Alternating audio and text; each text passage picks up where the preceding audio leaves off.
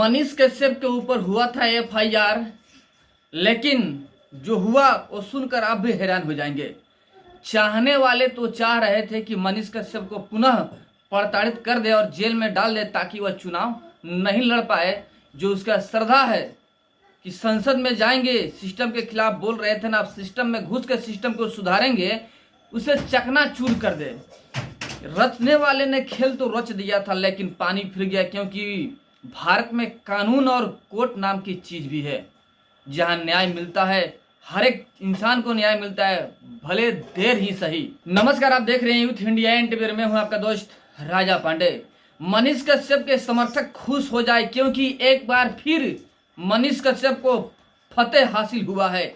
मतलब यह कि मनीष कश्यप को फिर जीत मिला है कोर्ट से। मोतिहारी कोर्ट में मनीष कश्यप को जीत हासिल हुआ है। जैसे कि आपको पता है कि मनीष कश्यप के ऊपर एफआईआर हुआ था, लेकिन एफआईआर को लेकर कोर्ट में जो फैसला आया चौंका देगा। वीडियो को शेयर कीजिएगा अधिक से अधिक, ताकि जितने मनीष कश्यप के समर्थक हैं वहां तक यह वीडियो पहुंच सके, सबको यह जानकारी मिल सके। और अभी तक आपने हमारे चैनल को सब्सक्राइब नहीं किया है, प्लीज लाल बटन दबा के चैनल को सब्सक्राइब कर लीजिए, लाइक कर दीजिए और बेल के आइकन को प्रेस जरूर कीजिएगा, ताकि टाइम टू टाइम न्यूज का अपडेट आप तक पहुंचता रहे। और जो पहले से ही हमारे चैनल को सब्सक्राइब कर रखे हैं उनको दिल से धन्यवाद। चलिए वीडियो में आगे बढ़ते हैं और बताने की कोशिश करते हैं आपको हम सारी वारदात, सारी कहानी। जैसे कि आपको पता है, मनीष कश्यप के ऊपर 19 मार्च को छौड़ा दानों में केस किया गया था। आदर्श आचार संहिता उल्लंघन का केस किया गया था एक यादव जी के द्वारा। लेकिन कोर्ट है, फैसला है भाई, हर किसी को फैसला मिलता है, न्याय का फैसला मिलता है। मनीष कश्यप के साथ में पहले भी अन्याय हुआ था कि 9 महीना सजा काटना पड़ा, लेकिन क्या हुआ, देर है लेकिन अंधेर नहीं है। कोर्ट ने फैसला दिया और मनीष कश्यप के फेवर में फैसला दिया। सारा के सारा फेक एफआईआर खत्म हो गया, खारिज कर दिया गया। यहाँ तक कि एनएसए को भी खारिज कर दिया गया। फिर उसी वारदात को पुनः दोहराया गया और मनीष कश्यप के ऊपर छौड़ा दानों में केस कर दिया गया। आदर्श आचार संहिता उल्लंघन का, आचार संहिता उल्लंघन का केस होता है, लेकिन कहां तक सही है गलत है ये देखना जरूरी होता है। जब कोर्ट, मोतिहारी कोर्ट में जाकर के वहां पे वकील साहब ने जजमेंट दिया तो पता चलता है कि मनीष कश्यप के ऊपर जो केस किया गया था ये भी एक प्रकार का फेक ही केस था।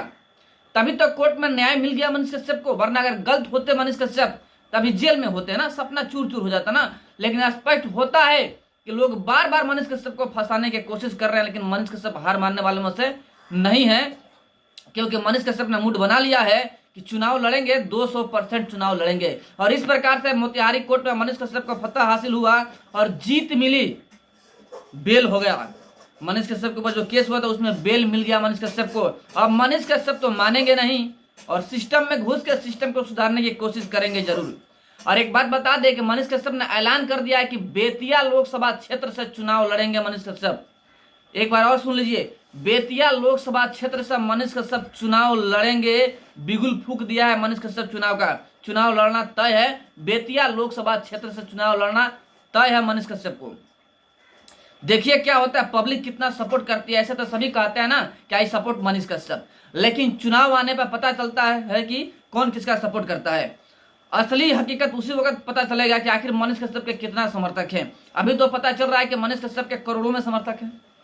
लोग समर्थन देंगे मनीष कश्यप को, क्योंकि कमेंट आता है वीडियो में कि I support Manish Kashyap, next CM Manish Kashyap. लेकिन हकीकत में सपोर्ट करेंगे कि नहीं करेंगे, बस चुनाव में 2 माह और बाकी है और पता चल जाएगा कि आखिर कौन किसका साथ देता है। लोग सच्चाई के साथ देते हैं कि फिर बहकावे में चले जाते हैं, देखना होगा।